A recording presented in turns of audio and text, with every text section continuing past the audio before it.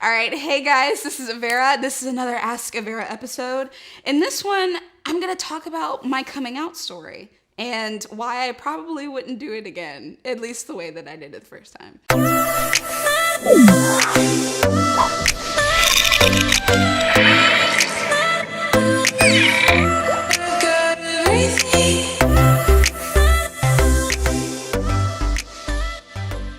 All right, so my views on the whole coming out thing have really changed since I did so about a year and a half ago. And I first want to start by saying that I kind of revealed to a lot of people the reality of my sexual orientation over time. So I revealed it to certain people over a certain amount of time. And eventually, probably the last group of people was actually my family. There's different parts of the story, but there's one in particular that I really want to focus on. The first one, though, I first shared my story on social media, specifically Twitter. And I was able to do this because I had actually built up a pretty large following on social media, or not large. I built up a pretty close-knit following on Twitter. So I only had maybe 500-600 followers, which is why I felt comfortable enough to share it, because I figured nobody's ever going to see this. So I felt really comfortable sharing, because I felt like I had like a pretty tight-knit group of friends, and really all of the other followers were probably ghosts or people that had deleted their accounts a long time ago, or just kind of left their accounts rolling. And so I didn't feel like I was telling that many people, but it felt like, oh, I have 500 followers. I'm telling a lot of people, but I really wasn't, or at least I thought I wasn't. So I ended up sharing something on Twitter, and actually a lot of people ended up reaching out to me and saw it. And it was incredible to me that, so many people were interested in such a topic. And so I think I had actually started my blog probably a little bit before this, and then finally started sharing my blogs publicly when I started, when I started telling more and more people on Twitter. But my presence on social media was a lot different than my presence in real life. So a lot of people who may have followed me on Twitter probably did not know me in real life, or, my family just had no idea that I had this following on Twitter. So the two worlds were actually pretty separate. So I was able to get away with sharing with one group, but not the other, in a way that was still pretty public.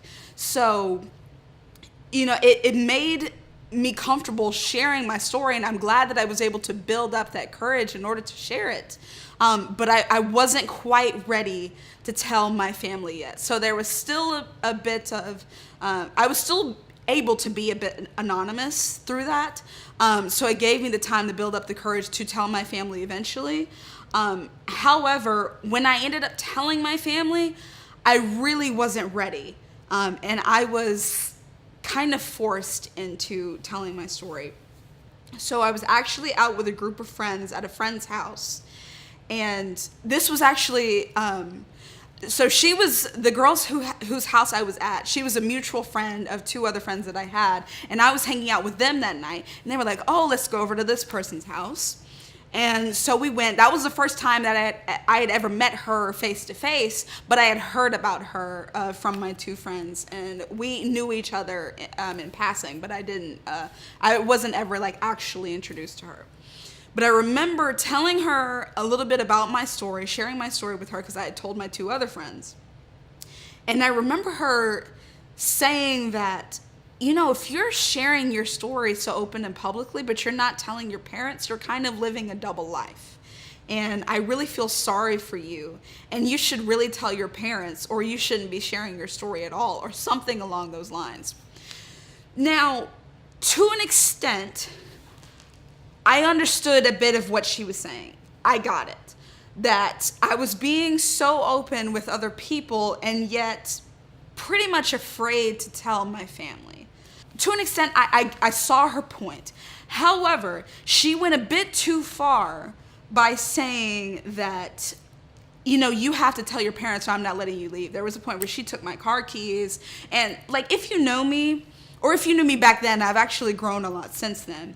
Back then, if other people with really strong personalities were around me, my personality kind of trickled off, or what I kind of succumbed to people with stronger personalities. So I just kind of said, okay, fine. Like, I'll tell them if you just leave me alone. She ended up making me write an email to my father, basically telling him everything. And he handled it well, thank God. Both of my parents handled it well.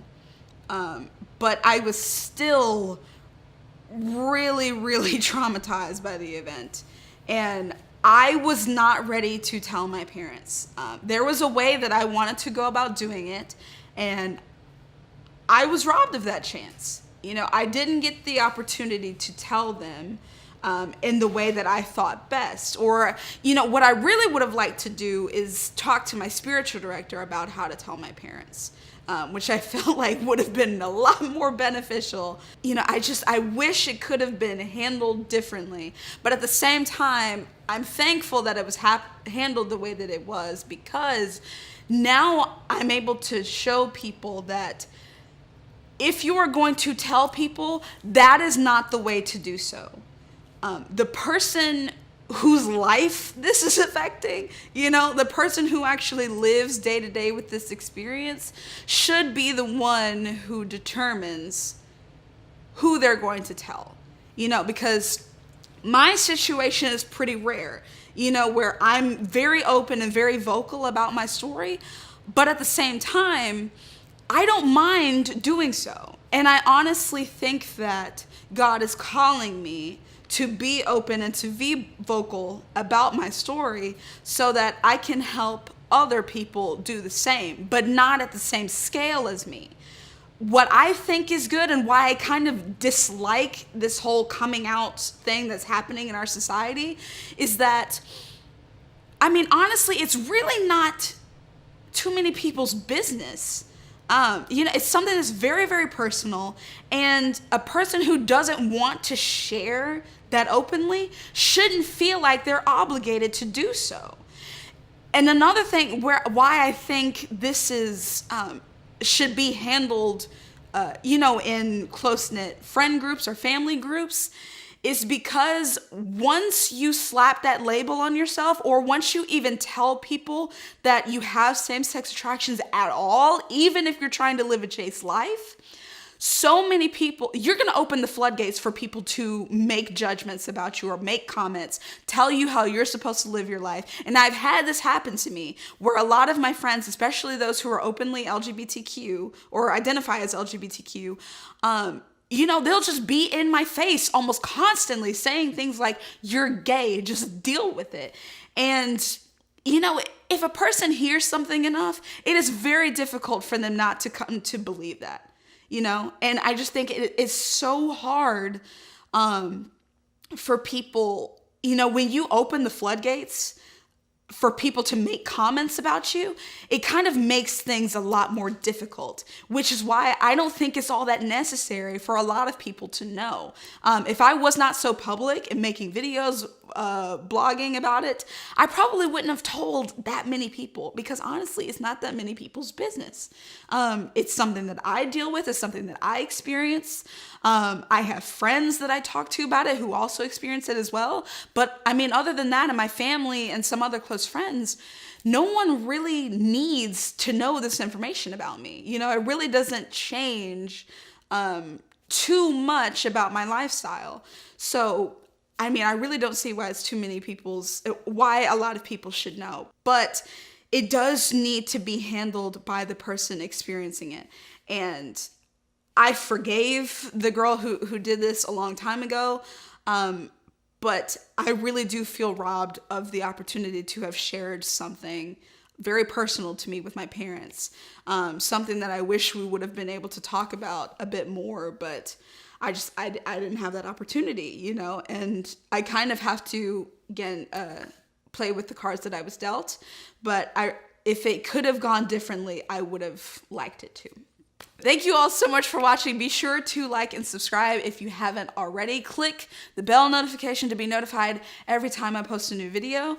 If you don't already follow me on social media, all of that will be linked down below. And then I will see you all next Wednesday for another new video. See you.